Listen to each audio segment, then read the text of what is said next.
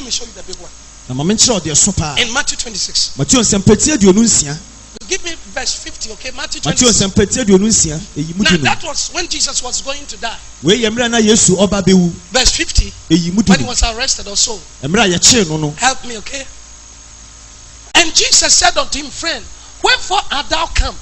Then came they and laid hands on Jesus and took him. Okay, verse 51. And behold, one of them which were with Jesus stretched out what? His hand and drew his sword, mandilika, and struck a servant of the high priest and smote off his ear. Now listen, if you study the Bible, there were two guys.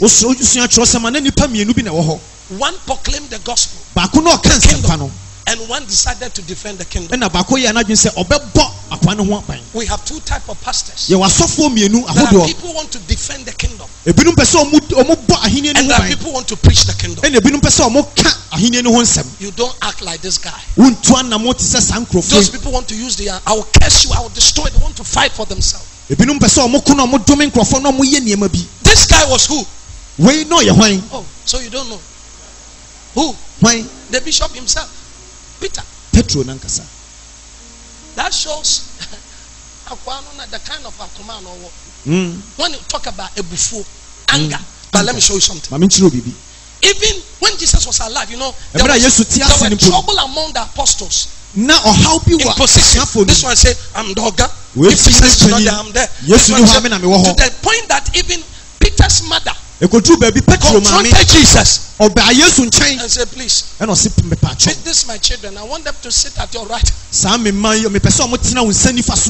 But listen, let me tell you the mystery. All the confusion, division, and distractions and biting after the resurrection of Jesus, you never see it again in their life. It happened before the resurrection. Because when Jesus was alive, they were not born again.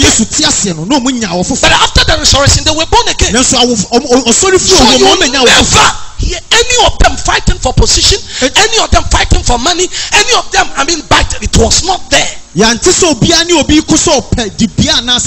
wrong with some pastors and church these days? Is that they have not understood who born again Christian is. A born again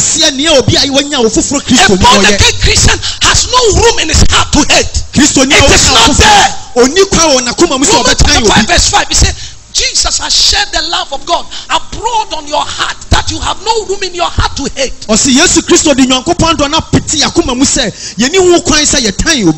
Brother, there is something wrong with people who say they are born again. In fact, they are not born again, they are born against.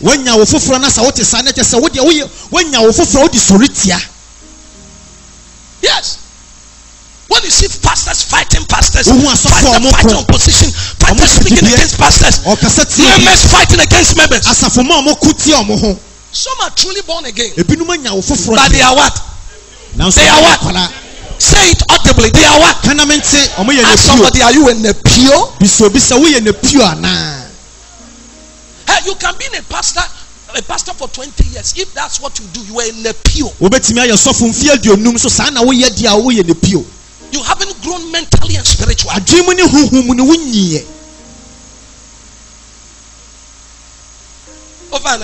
Are you in the pure?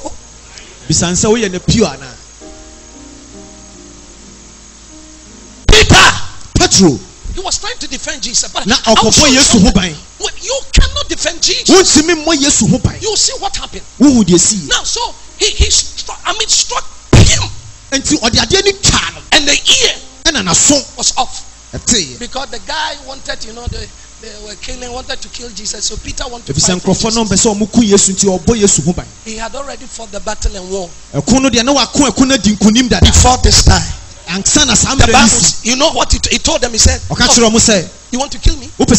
He said, I can lay down my life and take it back. It means that if you kill me, then I deliberately, willfully give you my life.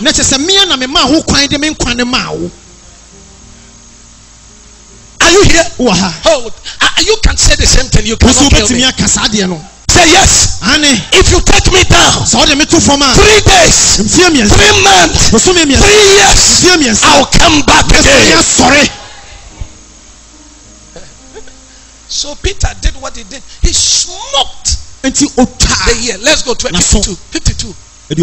Then said Jesus unto him, Peter, Mandu andalikato. He said, put up again thy sword into his place. For all they that take the sword shall perish with what? Before, when Jesus came, Moses' law, somebody cut your ear. It was a physical fight. But he was trying to introduce to them that after my resurrection, the battle is never physical again. I remember two ladies were fighting, and then one was born again and one was not born again, but it's an Ewe lady. So once they were speaking, the one who was not born again, that was Ewe lady, he changed his language into this Ewe. And then the Christian who is not an Ewe person, listen, the way he talks, he said she was angry. Look at the comment. He said she was angry in the spirit. So she also replied the lady with speaking in tongues. Is it right? Totally wrong. Totally wrong. There are some people, listen, they have mishandled the scriptures. I remember all of us when we were students, sometimes we take Book of Solomon and you send them to your ladies. Not your lady. If you say lady, I have a lady, I have a friend lady, but I'm talking about your concubines. Am I speaking to somebody in the house? If I'm speaking, say daddy, I receive it. And say I repent. Oh no, you know it happened. Sometimes when we think that it doesn't happen, it happened.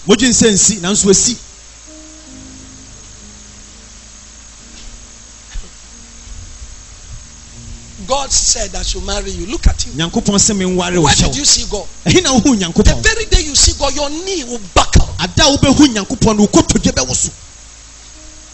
you seen God before?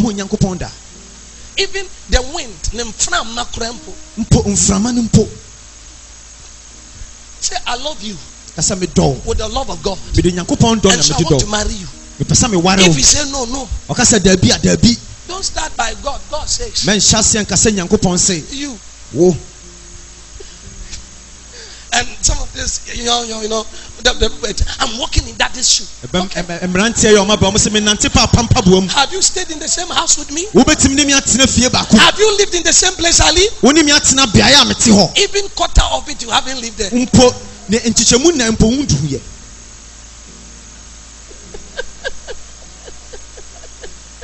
I claim, I possess, I claim, I walk. That is good. But don't use the name of God in vain. And don't mishandle scriptures. Some of you ladies, you text your concubines with some scriptures. You use scriptures. You text them, hey, you are my body.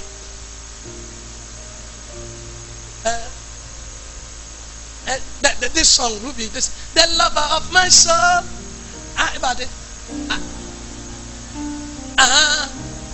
Then it takes, you are the lover of my soul. In fact, I know he's Jesus. He's the lover of your soul. Wait. The day you will be the lover of your body, you will see. Say yes, daddy. No. Am I speaking to somebody here? Am I speaking to all of you?